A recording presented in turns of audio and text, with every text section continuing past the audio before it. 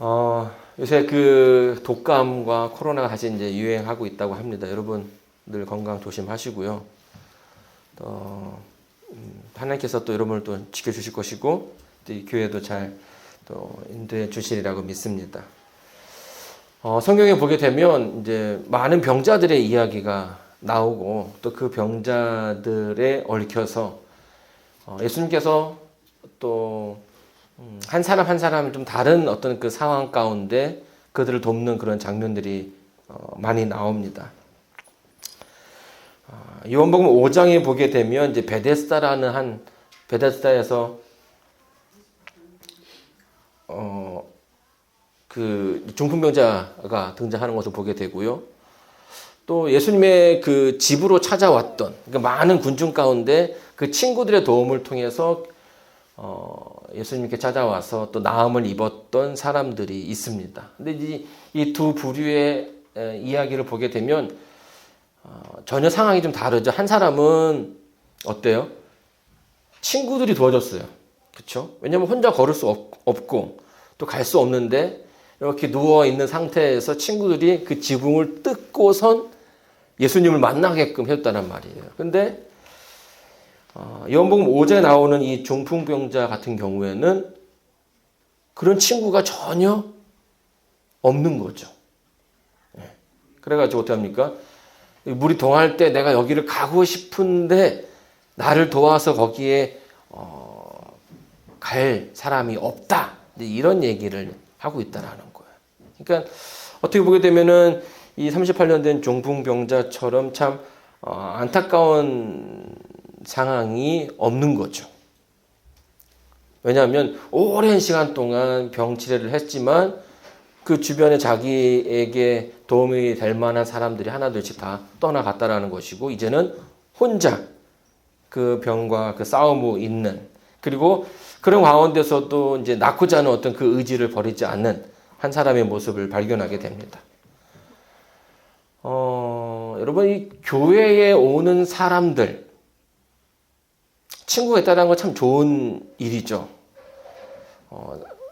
기독교에, 그러니까 우리 교회에 들어오는 사람들, 교회를 신앙을 하는 사람들을 보게 되면 처음에 어떻게 신앙을 받아들일까요?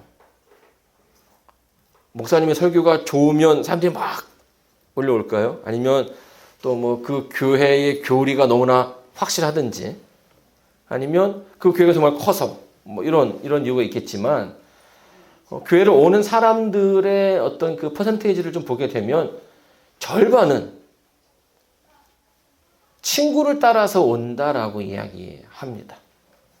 그러니까 지인들 누구냐에 따라서 그 사람 옆에 누가 있느냐에 따라서 그 사람들이 이제 신앙을 받아들이는 데에 도움이 된다라는 거죠. 그러니까 이제 교회를 다니는 거는 누구를 만나느냐, 누구와 함께 하느냐가 굉장히 중요한 일일 수 있다는 거예요. 여러분들도 이 교회에 누가 새로운 분들이 오신다면 그냥 알아서 잘 이렇게 성장하겠지, 알아서 교회 잘 나오겠지 이런 생각보다는 내가 저 사람한테 좀 기도해주고 또 저 사람에게 연락을 해줘서 좀 잘 지내는지 물어봐야겠다. 그렇죠? 이런 일들이 우리들의 삶 속에 필요하다라는 거예요. 왜냐하면 이제 그런 전화 한 통화 또 관심 하나가 그 상대로 하여금 뭐 하게 되는 겁니까? 이 교회에 잘 정착할 수 있는데 큰 도움이 된다라는 거예요. 미국에 올 때도 누구를 만나냐가 참 중요하다고 이야기합니다. 그래서 지금은 좀 그렇진 않은 것 같은데요. 이제 어르신들을 우리 미국에 오실 때 보게 되면 공항에 마중 나온 사람들을 따라간다라는 거죠. 직업도 그 사람 직업을 따라가고 또 그 사람 동네에 살고 또 심지어는 종교까지도 그 사람 다니는 그 종교까지도 믿는 그런 일들이 너무나 많더라고요. 그래서 이제 이 교인분들 좀 얘기를 들어보면 처음에 한국에서는 이제 재림신앙을 하지 않았는데 미국에 왔을 때 이제 맞아준 사람이 그분이어서 이렇게 여기까지 오게 되었다. 이런 얘기들을 좀 하시더라고요. 그러다 보니까 우리가 이제 그 우리라는 것에 굉장히 큰 어떤 만족감을 느낍니다. 특별히 이제 한국 사람들은요, 어떻습니까? 다 우리라는 표현을 쓰죠. 내 아이인데도 다 뭐라고 얘기해요? 우리 아이, 우리 아이. 또 내 아내인데도 우리 아내라고 얘기를 하고요. 우리 학교. 그래서 이 우리라는 말 속에 뭘 느끼는 것 같아요? 아, 내가 그 안에 들어가 있다. 나는 혼자가 아니고 우리는 많이 있다. 이런 얘기를, 이런 어떤 그 만족감을 느끼는 거죠. 자, 근데요, 이 우리라는 그 단어가 주는 만족감이 또 있지만 그게 전부는 아니라는 생각을 제가 좀 해보게 되었어요. 제가 이제 그런 생각을 처음 느꼈던 때가 언제냐면 이제 군대 갔을 때였는데, 지금 세계에서 아직 그 분단된 상태로 있는 나라가 이제 우리나라가 지금 그런 상태인데요.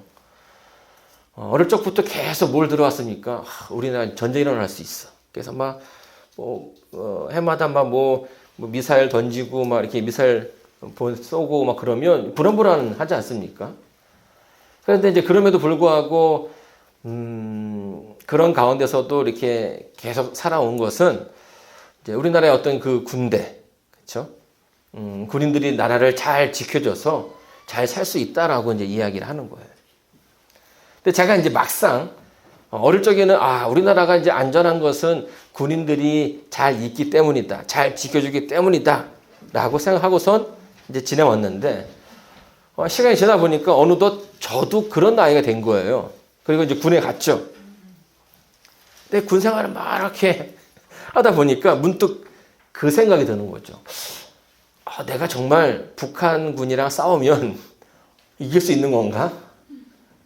이런 생각이 탁 들어버린 거예요. 왜냐하면 이제 그런 생각이 들 수밖에 없는 게 아무것도 모르는 상태에 군에 온 거잖아요. 총을 쏘는 것도 모르고 또 이렇게 누구랑 싸워서 이기려면 저도 이렇게 태권도라도 잘해야 되는데 그런 걸 전혀 할 줄 모르는 상태에서 딱 군복을 입고 서 있는데 이거 정말 이길 수 있는 건가라는 생각이 저 스스로 먼저 들었다라는 거예요. 자, 물론 이제 이 군이라는 그 단어가 주는 이미지가 있죠. 강인함, 그리고 또 어떤 그 상황에서도 이제 인내하고 또 전쟁에서는 승리할 수 있는 어떤 그 힘의 어떤 그 이미지를 가지고 있지만 그것이 무조건, 그러니까 우리라는 어떤 그 단어 속에 갖고 있는 이미지가 있지만 그것이 우리 안에 있다고 해서 각 개인들이 다 그것을 가질 수는 그냥 저절로 주어지는 것은 아니라는 거예요. 그 말은 우리가 이제 이 우리라는 그 가운데 재림 신앙을 하고 있고 또 하나님의 예수님의 그 재림을 기다리고 있지만 내가 그냥 단순하게 여기에 있다고 해서 그 신앙이 다 내 것이 되는 것은 아니라는 겁니다. 제가 이제 군에서 느꼈던 그런 것처럼 어쩌면은 그것을 우리가 갖고 있는 것을 내가 가져야 하는 그 과정이 우리들에게 필요하다라는 거예요. 38년 된 중풍병자 이야기를 좀 보게 되면요. 우리 요한복음 5장에 있습니다. 5절부터 제가 읽어 드리겠습니다. 거기 38년 된 병자가 있더라. 예수께서 그 누운 것을 보시고 병이 벌써 오랜 줄 아시고 이르되 내가 낫고자 하느냐. 예수님께서 이 중풍병자에게 뭐라고 물었냐면 내가 낫고자 하느냐라고 물었다는 거예요. 예수님의 그 집안에 찾아왔던 그 중풍병자는 예수님께서 뭐라고 얘기하냐면 그 친구들의 믿음으로라는 표현이 나와요. 그러니까 그 친구들의 도움으로 그가 거기까지 오게 되었고 그가 가진 그 병이 낫게 되었습니다. 근데 지금 이 38년 된 중풍병자에는 그러한 친구들이 없는 거예요. 그래서 어떻게 보게 되면 친구가 없는 그 삶이 굉장히 외로울 수 있다라고 생각할 수 있습니다. 때로는 내가 이 땅에서 혼자라는 그 느낌이 들 수 있어요. 특별히 이제 한국이 아니라 이제 이민 온 우리들에게는 이런 혼자라는 그 느낌이 더 가깝게 다가오죠. 정말 나와 같은 처지에 있는 사람들이 많지 않다라는 걸 알게 됐을 때에 그 외로움과 그 허전함이 더 클 거라고 생각이 됩니다. 자, 근데 이렇게 이제 혼자 있는 이 중풍병자의 예수님께서 다가오셨다라는 거예요. 그리고 뭐라고 부르냐면 내가 낫고자 하느냐라는 거죠. 여러분, 신앙에서 가장 중요한 것은 우리의 개념이 아니라 내가 믿느냐라는 거예요. 내가 믿느냐, 내가 아느냐. 많은 사람들이요, 우리라는 것에 굉장히 큰 만족감을 느끼고 있지만, 이 우리라는 것이 뭉치면 힘이 있지만, 사실은 그 개념이 내 것은 될 수 없다라는 거예요. 근데 많은 사람들이요, 내가 어디에 소속되어 있다라는 것으로 만족하고 그것이 전부인 것처럼 생각하지만 성경은 그렇지 않다라는 것을 아주 분명하게 보여주고 있어요. 마태복음 7장 20절을 보게 되면 예수님께서 이런 말씀을 하십니다. 나더러 주여 주여 하는 자마다 다 천국에 들어갈 것이 아니라 다만 하늘에 계신 내 아버지의 뜻대로 행하는 자라야 들어가리라. 여기도 보게 되면 이 두 부류를 구분하고 있죠. 참 많은 사람들이 교회에 옵니다. 그리고 예수님을 주님이라고 부르면서 신앙을 한다라는 거예요. 내가 그 교회 다니니까. 내가 하나님 믿으니까. 그러나 예수님께서는 그보다 더 중요한 것에 대한 이야기를 해주고 계시는데 그게 뭐냐면 하나님의 뜻대로 하는 사람이라는 또 그들을 이렇게 좀 특정지어 말씀해 준다라는 거예요. 또 이 누가복음 4장에 보게 되면 예수님께서 이제 그 사르밧 과부에 대한 이야기를 좀 하신 적이 있고요. 또 문둥병자였던 나만 장군에 대한 이야기를 해주고 계십니다. 근데 이제 이 이야기를 하시면서 예수님이 죽임을 당할 뻔합니다. 누가복음 4장 28절로 보게 되면요. 회당에 있는 자들이 이것을 듣고 다 분이 가득하여 일어나 동네 밖으로 쫓아내어 그 동네가 건설된 산 낭떠러지까지 끌고 가서 밀쳐 내리치고자 하되 예수께서 저희 가운데로 지나서 가시니라. 여러분 과부의 이야기와 나만 장군의 이야기가 뭘 이야기합니까? 이스라엘에 많은 과부들이 있었지만 이 엘리야 시대에 가뭄이 있었는데 그 가뭄 가운데 도움을 받았던 사람은 누구밖에 없었다라는 거예요? 이방 여인밖에 없었다라는 거죠. 또 나만 장군을 이야기하면서 그 시대에 이스라엘에도 참 많은 문둥병자들이 있었다. 그러나 그 가운데서 하나님의 그 능력을 통해서 도움을 받은 사람은 누구밖에 없다는 거예요? 나만 장군밖에 없다라고 이야기를 하는 거죠. 이제 그 얘기를 예수님께서 해주시니까 이 유대인들, 그 말을 듣고 있던 유대인들이 화가 났죠. 왜 화가 났어요? 하나님의 구원은 유대인들에게만 있다라고 생각했는데 이 예수님은 그 구원이 누구에게도 있다라는 거예요. 이방인들에게도 있다라고 얘기하는 거죠.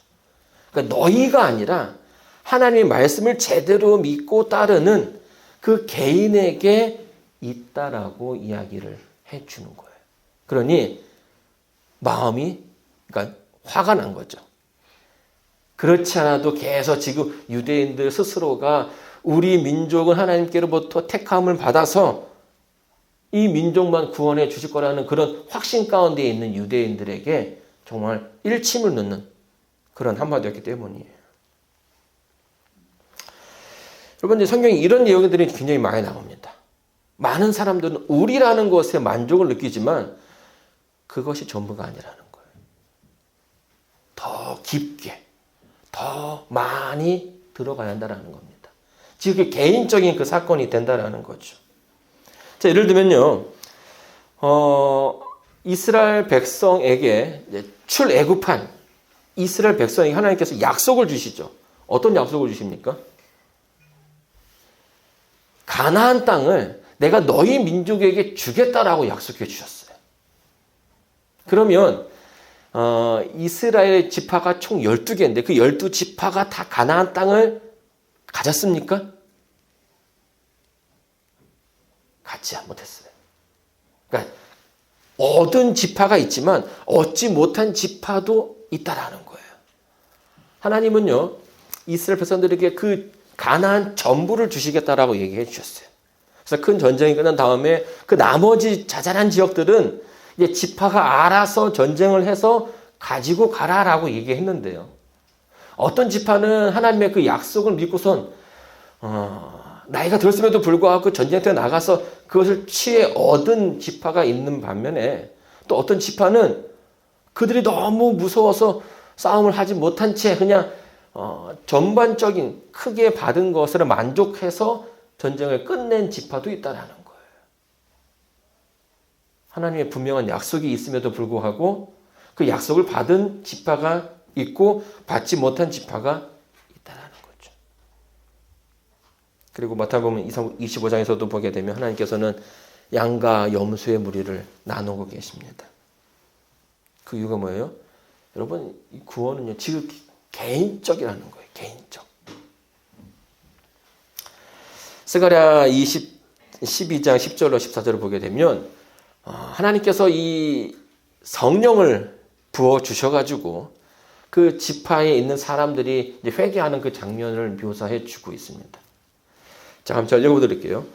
내가 다윗의 집과 예루살렘 거민에게 은총과 간구하는 심령을 부어 주리니 그들이 그 찌른 바 그를 바라보고 그를 위하여 애통하기를 독자를 위하여 애통하듯 하며 그를 위하여 통곡하기를 장자를 위하여 통곡하듯 하리로다. 그날에 예루살렘에 큰 애통이 있으리니 무기또 골짜기 하다 드림몬에 있던 애통과 같을 것이라. 온 땅 각 족속이 따로 애통하되. 여기 보게 되면 따로 애통한다는 표현이 나옵니다. 다윗의 족속이 따로 하고 그 아내들이 따로 하며 나단의 족속이 따로 하고 그 아내들이 따로 하며 레위의 족속이 따로 하고 그 아내들이 따로 하며 시므이의 족속이 따로 하고 그 아내들이 따로 하며 모든 남은 족속도 각기 따로 하고 그 아내들이 따로 하리라. 하나님께서 애통하는 심령, 그러니까 성령을 부어주셔서 각자들이 회개할 수 있는 그 기회를 주실 것인데 그것은 성령이 내리면 다 회개한다는 것이 아니라는 거예요. 지극히 뭐합니까? 각자 따로 한다는 거 따로. 성경은 이것을 계속 강조해서 그 지파를 나눠서 또 지파 안에서 남자들 여자들 따로 이야기한다는 겁니다. 왜요? 회개는 구원은 지극히 개인적인 사건이 될 것이기 때문이라는 거예요. 여러분, 그래서요, 우리가 이제 이런 생각들 많이 하죠. 남은 교회. 하나님께서 남은 교회를 구원해 주시지 않으면 누구를 구원해 주시겠는가? 이런 생각들을 하고서, 우리가 남은 교회에 있다라는 것으로 뭐합니까? 다행이다라는 생각들을 한다라는 거죠. 그런데 이것이 전부가 아니라는 거예요. 내가 그 가운데 있다면 그들이 그 추구하는 그 삶, 하나님을 기다리고 하나님을 만나고자 하는 그 모습이 각 개인에게 있어야 한다는 것입니다. 여러분, 38년 된 중풍병자에게 예수님께서 물으셨어요. 내가 낫고자 하느냐? 여러분, 구원받기를 원하십니까? 하나님께서 여러분의 그 삶 속에 개입해 주시기를 원하십니까? 여러분, 이 부분에 대해서 우리가 대답을 할 수 있어야 한다는 것이죠. 여러분, 사실은요, 이 중풍병자에게 많은 사람들을, 그러니까 다른 사람들을 만날 때에는 내가 믿느냐 이런 말씀을 참 많이 하셨어요. 근데 이 중풍병자에게는 이제 그런 말씀을 안 하셨죠. 사실은 그래서 이제 어떤 사람들은 이것이 굉장히 쉬운 상황이라고 얘기를 합니다. 왜냐면 뭐 처음 본 사람 어떻게 믿겠느냐라고 물어본 게 아니라 그냥 자리를 들고 일어나 걸어가라 이렇게 얘기를 했거든요. 근데 이게 굉장히 쉬운 상황처럼 보이지만 이게 그렇게 쉬운 것도 아니라는 거예요. 이 사람은 지금 어떤 사람이었어요? 38년 동안 제대로 잘 걷지 못했던 사람이었다라는 거예요. 그래서 누구의 도움이 필요한 사람이고 혼자서는 움직이기 힘든 사람이라는 겁니다. 그러니까 자기 혼자도 걷기 힘든 상황인데 자기가 있던 그 자리를 들고선 일어난다는 것은 쉬운 일이 아니죠. 내가 낫고자 하느냐. 자리를 들고 일어나 걸으라라고 얘기했을 때에 이 38년 된 중풍병자는 뭐 해야 되는 겁니까? 그 가운데에서 선택을 해야 된다는 거예요. 선택을. 지금 내가 지나왔던 그 삶 속에 내가 경험한 것들, 내가 여지껏 걷지 못해서 가다가 넘어지는 그런 상황들, 이런 상황들 머릿속에 떠올랐을 것입니다. 그런데 그 반면에 정말 잘 모르는 한 사람이 나와서 그에게 낫고자라고 물어봤고 걸으라고 얘기했는데 이 말을 내가 따라갈 수 있을까? 이 두 상황 가운데서 지금 뭐하게 할 수밖에 없는 거예요? 고민할 수밖에 없는 거죠. 근데 이제 그 가운데 이 38년 된 중풍자는 어떤 결심을 합니까? 그 말씀에 의지해서 거기를 일어났다라는 거죠. 여러분, 하나님께서는 이 모습을 그의 뭘로 보시는 겁니까? 믿음으로 보시는 거예요. 그 믿음 가운데 그 치유의 능력이 있게 만들어 주신 거죠. 여러분, 믿음이 있으면 물 위를 걸을 수 있을까요? 네. 예전에 그 해외 토픽에 그런 뉴스가 났었어요. 저 어릴 적에 봤던 신문인데 신학과 한 교수와 제자가 배를 타고 가다가 나룻배에서 믿음이 있으면 물을 걸을 수 있다 해가지고 그거를 실험을 했던 거예요. 어떻게 됐을까요? 빠졌어요. 빠져서 제 기억으로는 빠져서 뭐 안 좋은 결과를 맞았다라고 이야기를 하고 있습니다. 왜 그럴까요? 왜 빠지는 걸까요? 여러분, 그러니까 우리가 믿는 것은 믿음이 있으면 물 위를 걸을 수 있는 것을 믿는 게 아니라는 거예요. 우리가 믿는 것은 하나님의 말씀을 믿는 거예요. 하나님께 나에게 물 위를 걸을 거다라고 이야기하면 그걸 할 수 있는 거지만 물 위를 걸을 수 있다는 그 믿음이 우리를 구원하는 게 아니라는 거죠. 베드로가 물 위를 걸을 수 있었던 이유는 예수님께서 걸어오라고 얘기했기 때문에 된 거고요. 이 38년 된 중풍병자가 났던 것은 그것을 예수님께서 우리에게 명하셨기 때문에 된다라는 거예요. 그러니까 우리라는 것에 있는 게 아니라 하나님의 말씀을 믿는 그 믿음 가운데 우리의 믿음이 드러나게 된다라는 거예요. 마태복음 7장 21절에 예수님께서 말씀하셨습니다. 나더러 주여 주여 하는 자마다 다 천국에 들어갈 것이 아니요 다만 뭐 하는 사람이요? 하늘에 계신 내 아버지의 뜻대로 행하는 자라야 들어가리라. 여러분, 하나님께서 지금 여러분에게 어떤 말씀을 하고 계십니까? 여러분, 매일의 그 삶 속에서 하나님께서 여러분의 그 삶 속에 깊게 개입하실 거라고 생각합니다. 그 말씀은 저도 몰라요. 분명 하나님과 여러분 사이에 그 개인적인 그런 만남이 있을 거예요. 그리고 그 가운데 뭐 하시면 됩니까? 그 말씀을 듣고 그 말씀을 믿고 한 발짝 한 발짝 내딛어 가시면 된다라는 거예요. 여러분, 우리가 이 땅에서 살고 있지만 우리는 결코 혼자가 아닙니다. 여러분께서 이제 침례를 받고 이 교회에 이제 들어오셨는데요. 이 침례를 받았다라는 것은 하나님께서 여러분의 아버지가 되신다라는 거예요. 그리고 예수님께서 2000년 전에 이미 다 부탁해 두셨어요. 샘플란에 가면 샘플란에 누구누구 하는 성도들이 있는데 뭐 해주십시오?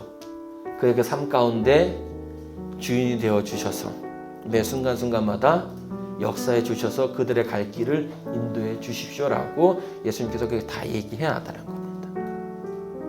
여러분 아실 거예요. 하나님께서 나를 어떻게 이끌고 계신지 제가 다 말씀드리지 않아도 여러분 스스로가 그것을 다 확인하실 거라고 생각이 됩니다. 그동안 지금까지 이끌어 주신 것처럼 여러분 이후에 그 삶 속에서도 하나님께서 분명히 이끌어 주실 거예요. 그럼 여러분 그 가운데 뭐 하시면 되는 겁니까?